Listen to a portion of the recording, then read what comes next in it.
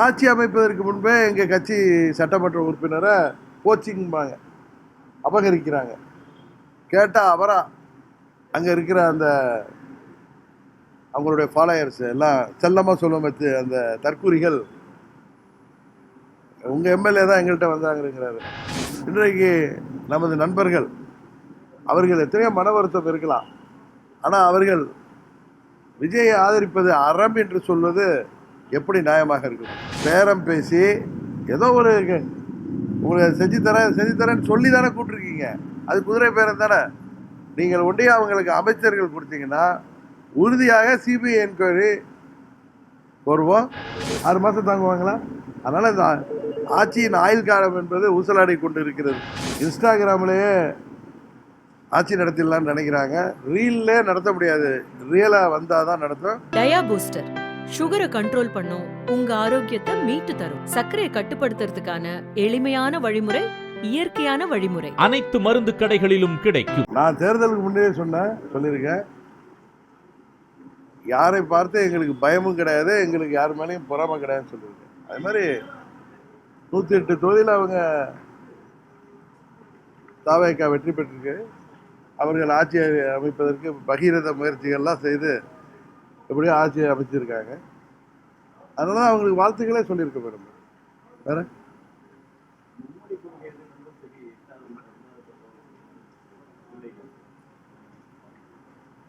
இல்லை, ஹிந்தி திணிப்பை தான் நம்ம தமிழ்நாட்டில் எதிர்த்துட்டு இருந்தோம். கரெக்டா? 3ஆவதாக ஒரு மொழியை இந்தியாவில் இந்த காலகட்டத்தில் 67 நம்ம எதிர்த்திருக்கோம். 50 வருடங்கள் கழித்து 60 வருடங்கள் கழித்து இன்றைக்கு உலகமே ஒன்றுங்கிற அளவுக்கு வந்து, முன்னெல்லாம் வெளிநாடு போகிறதே கஷ்டமான வேலையாக இருந்துச்சு படிக்கிறதுக்கெலாம். இப்போ வந்து எளிதாக இப்போ சென்னையில் போய் படிக்கிற மாதிரி எந்த கண்ட்ரிலையும் படிக்கிற அளவுக்கு வளர்ச்சி அடைஞ்சிருக்கோம். 3ஆவதாக ஒரு மொழியை படிப்பது தவறில்லை என்பது தான் நான் பலமுறை சொல்லியிருக்கேன். அது அவங்க விருப்பப்பட்ட மொழியை படிப்பது தவறில்லை. 3ஆவது மொழிக்கு தேர்தல் எக்ஸாம் இல்லைன்னு சொல்லியிருக்காங்க. படிக்கிறதுனால ஒன்றும் தப்பு கிடையாதுன்னு தான் என்னுடைய கருத்து. நடந்து முடிந்த சட்டமன்ற தேர்தல் உங்களுக்கு கற்றுக் கொடுத்த பாடம் என்ன?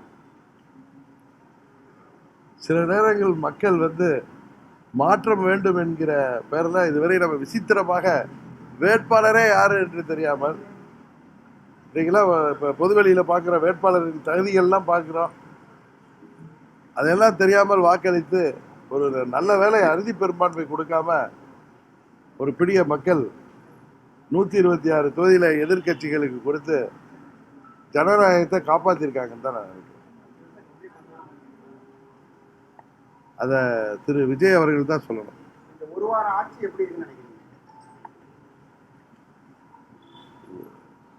3 மாதம் ஆகட்டுமே, பார்ப்போம். அதிமுகவுடைய எதிர்காலம் என்னவாக இருக்கு? உறுதியாக வர்ற தேர்தலில் 26 அம்மாவுடைய ஆட்சியை அமைப்பதற்காக அம்மாவின் தொண்டர்கள் நாங்கள் உறுதியாக அந்த முயற்சியிலிருந்து பின்வாங்க மாட்டோம். அம்மா அவர்கள் சொன்னது போல இன்னும் எத்தனை நூற்றாண்டுகள் ஆனாலும் புரட்சி தலைவர் ஆரம்பித்த அந்த இயக்கத்தை யாராலும் அழிக்க முடியாது. இடையில இது மாதிரி 96 நீங்கள் பார்த்துருப்பீங்க, இது போன்ற சலசலப்புகள் ஏற்பட்டது. போட்டி அதிமுகலாம் உருவானுச்சு. புரட்சி தலைவர் காலத்திலேயே நமது கழகம் உருவானுச்சு.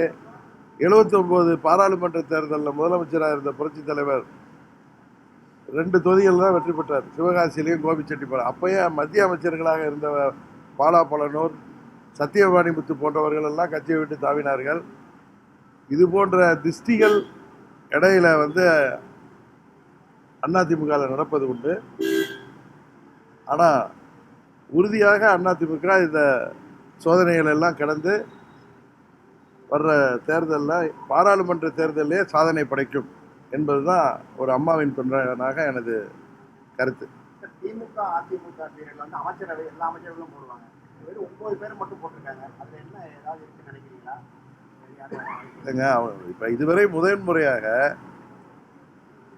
தமிழ்நாட்டில் 2006 திரு விஜயகாந்த் அவர்கள் வரவால அப்போ திமுக கூட்டணி, திமுக அறுதி பெரும்பான்மை பெறலை. அப்போ திரு கருணாநிதி அவர்கள் திருமதி சோனியா காந்தி அவர்களோட இருந்த அந்த நல்ல புரிதல்னால ஒரு மைனாரிட்டி கவர்மெண்ட் கொடுத்தாங்க.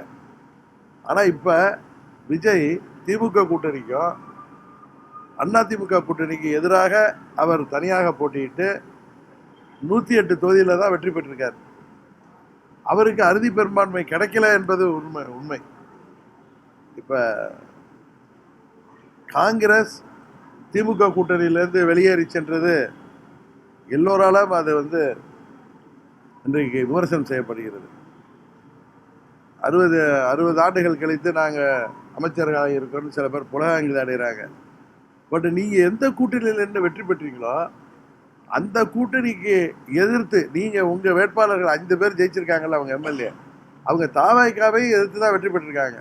அதை எப்படி அவர்கள் நியாயப்படுத்து? மந்திரி ஆகிறதுக்காக இது போன்ற ஒரு கூட்டணியில் இருந்துட்டு ப்ரீபோல் அலையன்ஸ் தேர்தலுக்கு முந்தைய கூட்டணியிலேருந்து வெளியேறி அதை போய் சப்போர்ட் பண்ணுறது அறம் என்கிறார்கள்.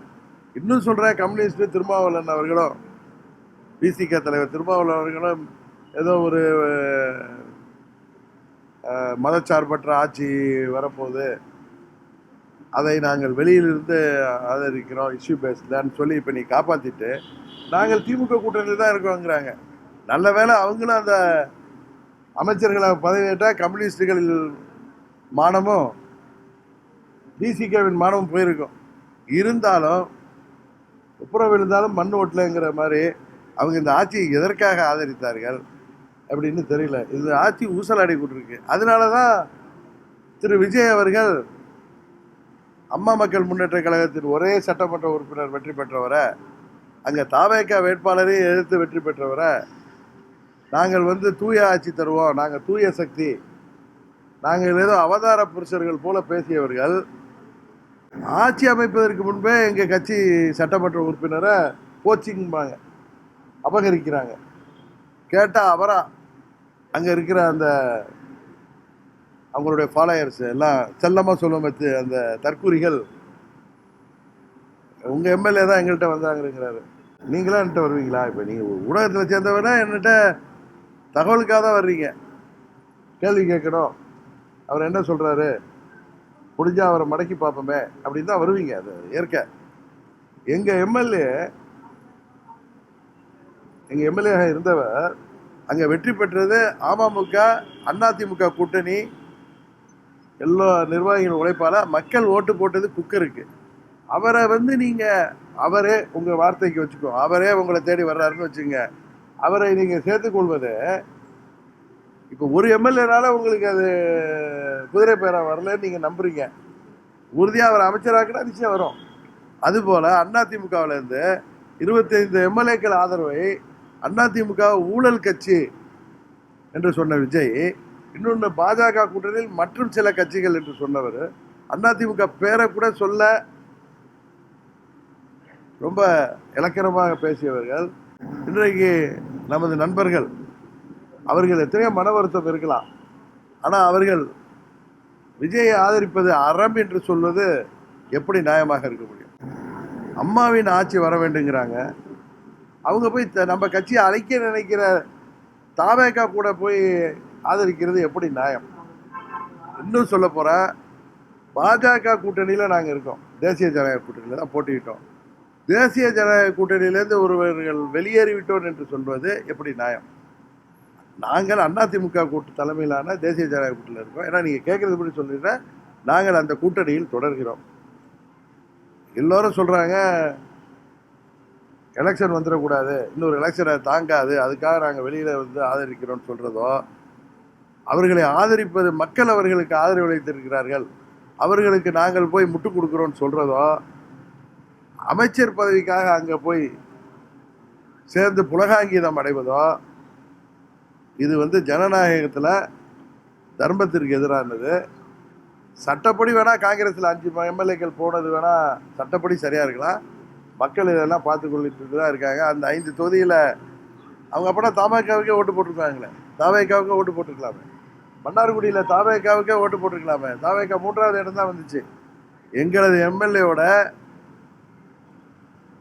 பேரம் பேசி ஏதோ ஒரு உங்களுக்கு செஞ்சு தரேன்னு சொல்லி தானே கூப்பிட்டுருக்கீங்க.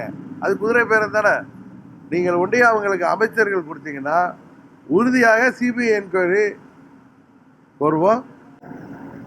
உறுதியாக இந்த ஆட்சி கஷ்டகாலம் தான். இன்னும் சொல்ல போற இப்போ விடுதலை சிறுத்தைகளோ கம்யூனிஸ்ட் கட்சிகளை எவ்வளவு நாள் தாங்கி பிடிப்பார்கள்? 6 மாசம் தாங்குவாங்களா? அதனால இந்த ஆட்சியின் ஆயுள் காலம் என்பது ஊசலாடி கொண்டு இருக்கிறது.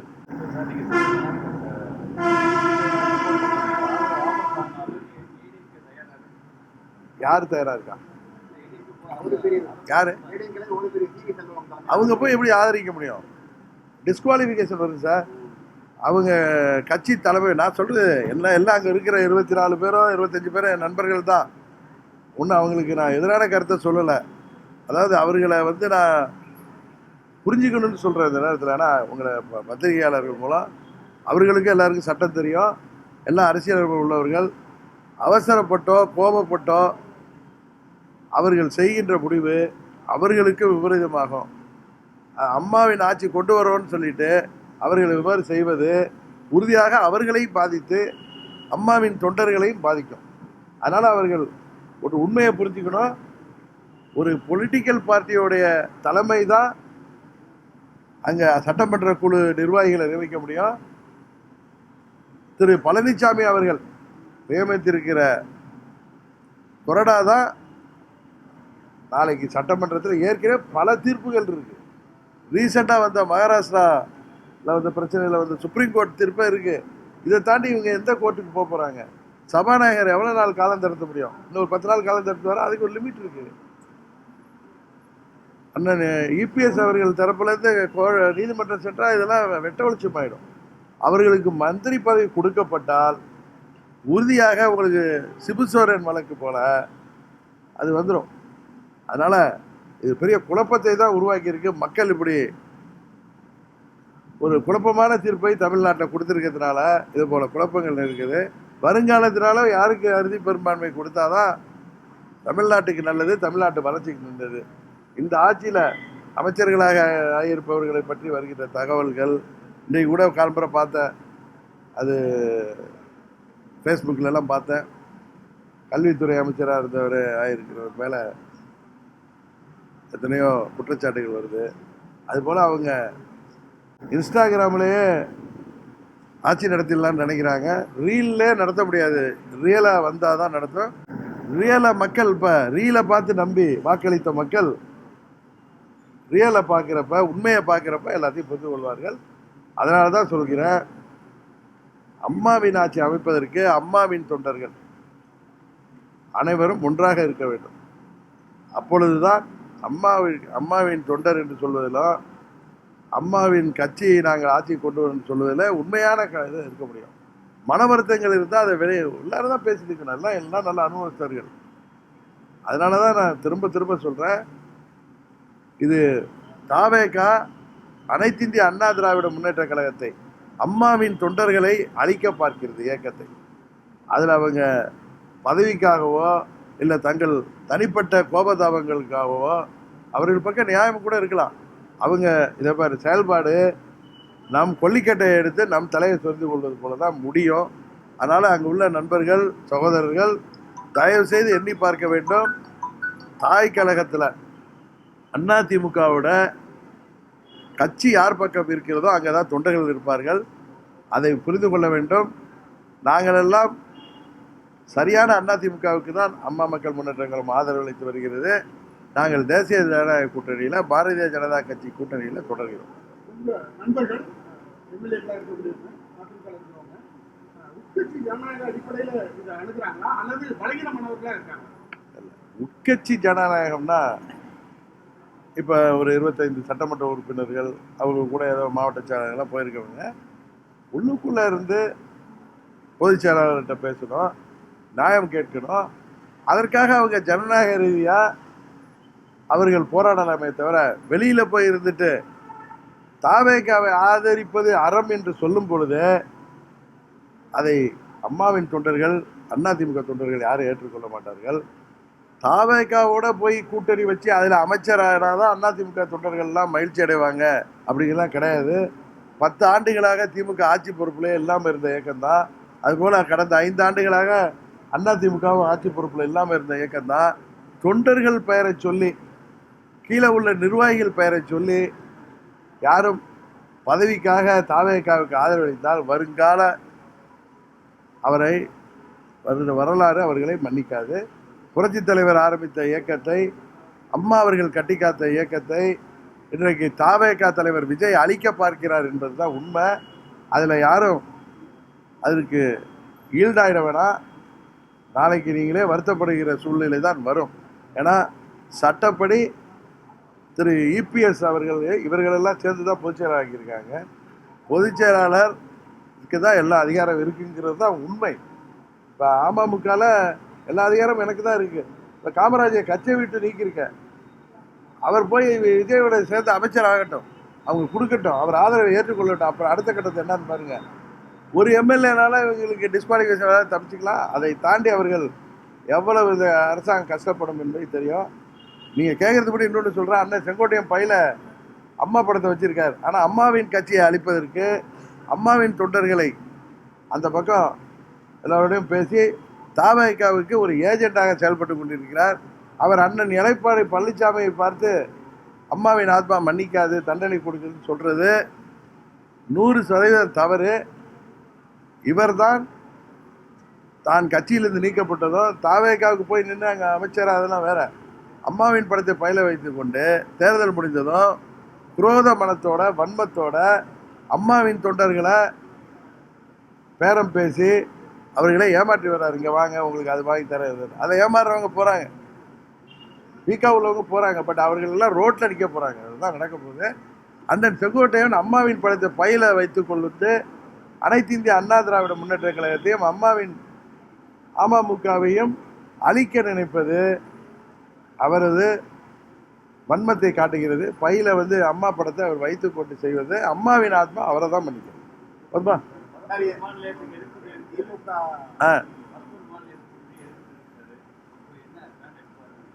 இப்ப தூய சக்தி, தூய்மையான ஆட்சி தருவேன்னு சொல்லிட்டு ஆட்சி வர்றதுக்கு அவர் சராசரி அரசியல் என்னெல்லாம் மற்ற அரசியல்வாதிகளை, அரசியல் கட்சிகளை, விஜயோ அவரை சேர்ந்தவர்களும் குறை சொன்னார்களே, இப்போ அந்த தப்பெல்லாம் பயிர ஆரம்பிச்சிட்டாங்க. அதனால அவர் என்ன செய்யறாருன்னு பொறுத்திருந்து பார்ப்போம். அதான் அது சொல்லணும்ல. அன்னைக்கு திருமதி விஜயகாந்த் அவர்கள் கேட்ட கேள்விக்கு பதில் சொல்லணும். இப்போ சட்டமன்றத்தில் எதிர்கட்சியை சேர்ந்தவர்கள் பேசுனாங்கன்னா அதுக்கு அங்கேயே பதில் சொல்லணும். அதை விட்டுட்டு வீட்டில் போய் மறுபடியும் அவர்களை தாக்கி அறிக்கை சொல்றதுங்கிறது எது சினிமா டைலாக் இல்லைங்க, ரியல் லைஃப், ரியலாக வரணும். அதனால தான் வாக்களித்த மக்கள் எல்லாத்தையும் பார்த்துக்கிட்டு தான் இருக்காங்க. அதனால தான் சொல்கிறேன், இதை பார்த்து ஏமாறுவர்கள் உறுதியாக வருத்தப்படுவார். சரி, எங்கே வெயில் அடித்தாலும் பிஜேபி அவங்க இதில் இருந்தால் ஒரு பக்கம் சப்போர்ட் பண்ணியிருப்பாங்களே, எதுவுமே கிடையாது. இது இவங்க எங்கள் அண்ணன் தம்பிகளுக்குள்ளார சண்டை நடக்குது, அவங்க அதில் தலையிடவே இல்லை. இப்போ நானும் அந்த கூட்டணியில் இருக்கல, எனக்கு தெரியும்ல, எல்லாரோடையும் பேசிட்டு தானே இருக்கேன். அவங்க மிகவும் வருத்தப்படுகிறார்கள் இது போல சண்டையை பார்த்து.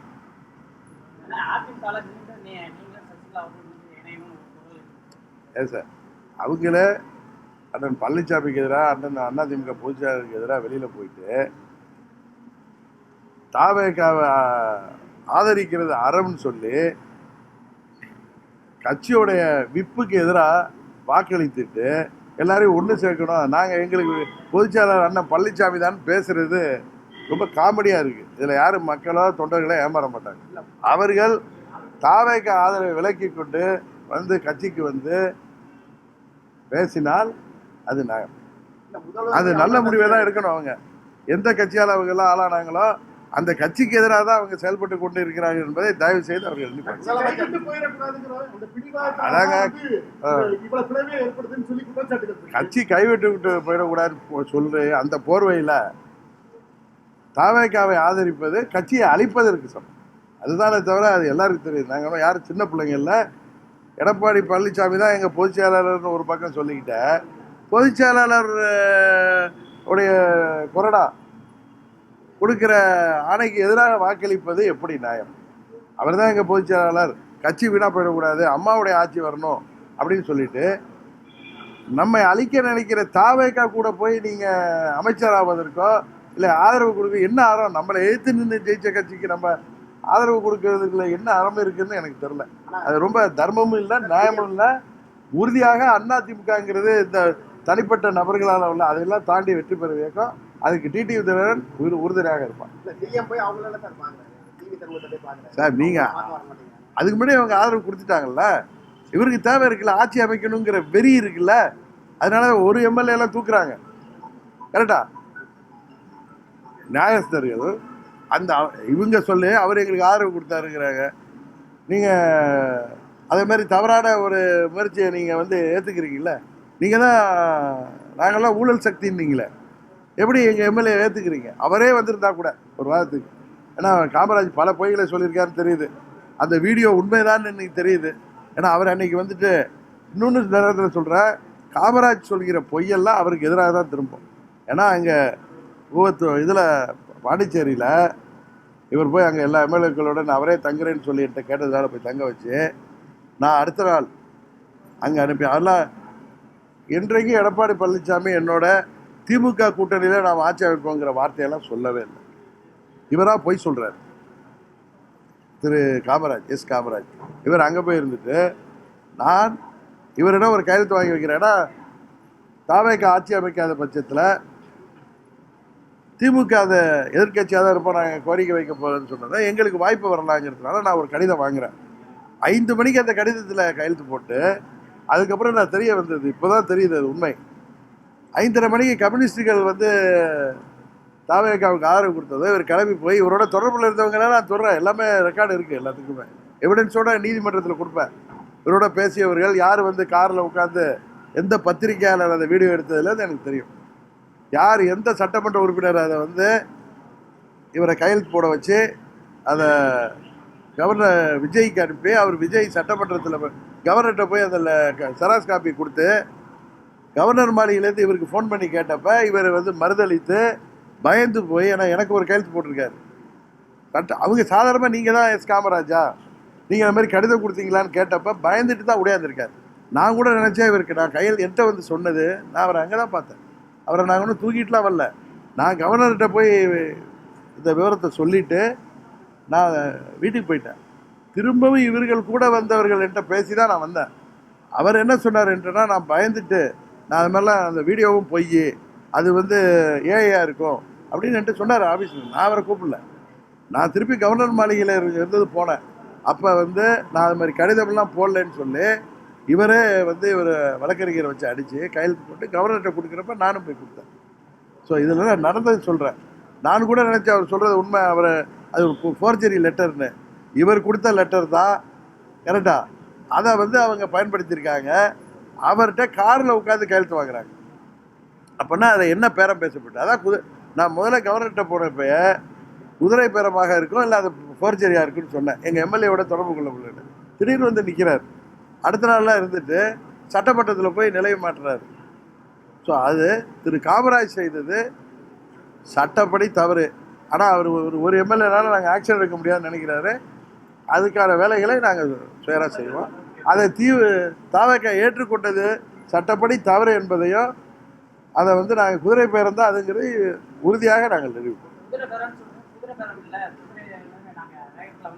குதிரை வேகத்தில் போகிறோம், பேரம் பேசி தான் குதிரையை வாங்கியிருக்கோங்கிறார். புரியுதா நீங்கள் அதில் அர்த்தம்? குதிரை வேகத்தில் போகிறோம், ஆனால் அந்த குதிரை வந்து பேரம் பேசி தான் வாங்கப்பட்டது. ஏன்னா அப்படி இருந்தால் தாவேக்கால போய் ஒரு கேண்டிடேட் நின்றுப்பார். அதான் நான் நீ கேட்டேன், என்ன விஜய் எங்களுக்கு மாமனா மச்சானான்னு கேட்டேன். சரிதானே நான் கேட்டது? வரேன், தேர்தல் அறிவிக்கிட்ட அந்த நேரத்தில் முடிவு.